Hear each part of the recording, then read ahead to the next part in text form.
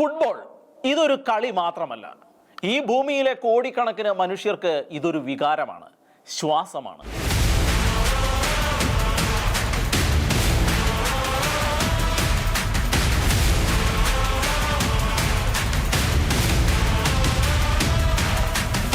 തൊണ്ണൂറ്റിയാറ് വർഷങ്ങൾക്കപ്പുറത്തുള്ള ഒരു ജൂലൈ 13 ഭൂഖണ്ഡങ്ങൾക്കപ്പുറത്ത് ചിതറിക്കിടന്ന ഈ ഭൂമിയിലെ ജനങ്ങളെ ഒന്നിപ്പിക്കുന്ന തരത്തിൽ ഈ കാൽപന്ത് മാമാങ്കത്തിന് ഉറുഗ്വായുടെ മണ്ണിൽ തുടക്കമായത്.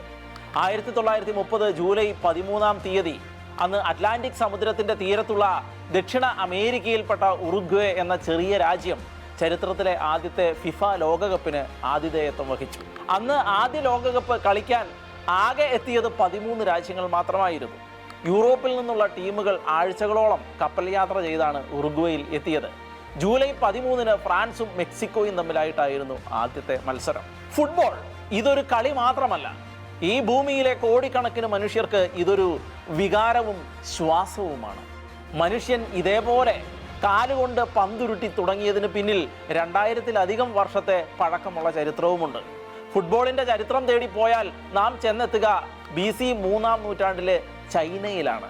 മൃഗങ്ങളുടെ രോമവും ചർമ്മവും കൊണ്ട് ഉണ്ടാക്കിയ പന്തുകൾ മുളങ്കാലുകൾക്കിടയിലൂടെ അടിച്ചു കയറ്റുന്ന ഈ വിനോദം ചൈനീസ് പട്ടാളക്കാരുടെ ശാരീരിക ക്ഷമത കൂട്ടാനുള്ള ഒരു വ്യായാമ മുറയായിരുന്നു.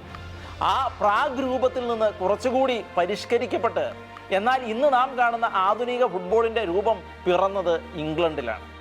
AD 1200-കളിൽ ഇംഗ്ലണ്ടിലെ ഗ്രാമങ്ങളിൽ കളിച്ചിരുന്ന ആ ഫുട്ബോൾ കടുത്ത അക്രമം നിറഞ്ഞതായിരുന്നു.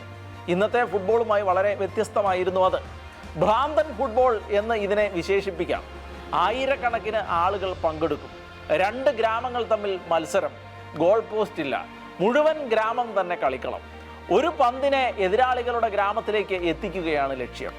നിയമങ്ങളൊന്നുമില്ലാത്ത 100-ലധികം ആളുകൾ ഒരേ സമയം പങ്കെടുത്ത ആ കളി പലപ്പോഴും വലിയ തെരുവ് യുദ്ധങ്ങളിലാണ് കലാശിച്ചിരുന്നത്. മത്സരത്തിനിടെ വീടുകളും കടകളും തകരുകയും പരിക്കുകളും മരണങ്ങളും വരെ സംഭവിക്കാറുമുണ്ടായിരുന്നു. പരിക്കുകളും മരണങ്ങളും പതിവായതോടെ 16-ാം നൂറ്റാണ്ടിൽ എഡ്വേർഡ് രണ്ടാമൻ രാജാവ് ഇംഗ്ലണ്ടിൽ ഫുട്ബോൾ നിരോധിക്കുക വരെ ചെയ്തു.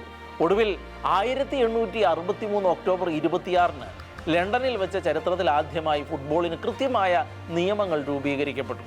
കൈകൊണ്ട് പന്ത് തൊടരുത് എന്ന നിയമം കർശനമാക്കിയതോടെയാണ് റഗ്ബിയും ഫുട്ബോളും എന്നേക്കുമായി 2ആയി പിരിഞ്ഞത്. പിന്നീട് 1904 ഫിഫ രൂപീകരിക്കപ്പെട്ടതോടെ ഈ കളി ലോകം കീഴടക്കുകയായിരുന്നു. ആദ്യകാലത്ത് എതിർ ടീമിന്റെ കളിക്കാർ എപ്പോഴും കൂട്ടമായി ഗോളടിക്കാൻ വേണ്ടി ഗോൾ പോസ്റ്റിന് സമീപം നിൽക്കും. ഇതുമൂലം കളി ഗ്രൗണ്ട് വിട്ട് പോസ്റ്റുകളിലായതോടെയാണ് ഓഫ്സൈഡ് നിയമം കൊണ്ടുവന്നത്. പ്രഥമ ലോകകപ്പിന്റെ ഫൈനലിൽ 2 പന്തുകൾ കൊണ്ടാണ് കളിച്ചത്. ആ ആദ്യ ലോകകപ്പ് ഫൈനലിൽ അർജന്റീനയും ഉറുഗ്വേയുമാണ് ഏറ്റുമുട്ടിയത്. എന്നാൽ കളി തുടങ്ങുന്നതിന് മുൻപ് ഏത് പന്ത് ഉപയോഗിക്കണമെന്ന കാര്യത്തിൽ വലിയൊരു തർക്കമുണ്ടായി. അർജന്റീനയ്ക്ക് അവരുടെ പന്ത് വേണം, ഉറുഗ്വേയ്ക്ക് അവരുടേതും. ഒടുവിൽ ആദ്യ പകുതിയിൽ അർജന്റീനയുടെ പന്ത് ഉപയോഗിച്ചും 2ാം പകുതിയിൽ ഉറുഗ്വേയുടെ പന്ത് ഉപയോഗിച്ചും കളിക്കുക എന്ന വിചിത്രമായ നിർദ്ദേശം മുന്നോട്ട് വെച്ചുകൊണ്ട് റഫറി ആ തർക്കത്തിന് പരിഹാരം കണ്ടെത്തി. സ്വന്തം പന്ത് ഉപയോഗിച്ച് കളിച്ച ആദ്യ പകുതിയിൽ അർജന്റീന 2-1 മുന്നിലായിരുന്നുവെങ്കിൽ സ്വന്തം പന്ത് കിട്ടിയ 2ാം പകുതിയിൽ ഉറുഗ്വേ തകർത്ത് കളിക്കുകയും കളി 4-2 ജയിച്ച് ഉറുഗ്വേ ആദ്യ ലോകകപ്പിൽ ചാമ്പ്യന്മാരായി കപ്പുയർത്തുകയും ചെയ്തു. ഇന്ന് ഓരോ ലോകകപ്പും ആരംഭിക്കുമ്പോഴും ആ ആദ്യ വിസിലിൻ്റെ പ്രതിധ്വനി ഇപ്പോഴും ചരിത്രത്തിൽ മുഴങ്ങുന്നുണ്ട്. 1930 ജൂലൈ 13 അതൊരു ടൂർണമെൻറ്റിൻ്റെ തുടക്കം മാത്രമായിരുന്നില്ല, ലോകത്തെ ഒന്നിപ്പിച്ച ഒരു കായിക ഉത്സവത്തിൻ്റെ ജന്മദിനമായിരുന്നു അത്.